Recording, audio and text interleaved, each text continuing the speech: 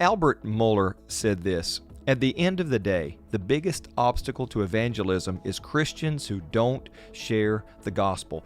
Not sharing the gospel is, again, the biggest hindrance. I think it's important for us to understand that if we're going to share the gospel effectively, if we're going to reach effectively, then we have to develop a personal outreach strategy. So I want to talk to you about that a little bit today.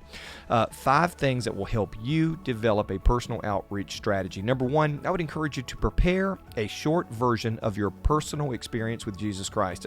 It's your elevator speech. It's that 30-second to 1-minute thing that you can share spontaneously that will really encapsulate what God has done for you, because your personal testimony is very, very powerful. Number 2, develop conversation starters. That's a series of questions or thought-provoking statements that you can use to begin, we'll call them icebreakers, to begin conversations that lead in a particular direction.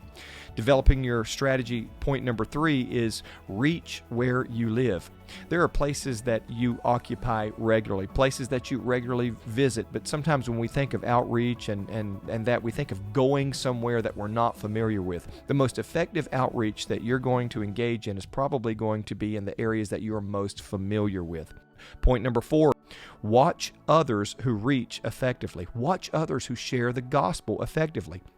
Very often we go to church services on a regular basis and we hear people share the gospel on a regular basis, and we position ourselves as consumers. We don't position ourselves to learn and really listen to what they're saying so that we can share what they're saying effectively, and I want to encourage you to do that. Watch others who reach effectively and emulate them.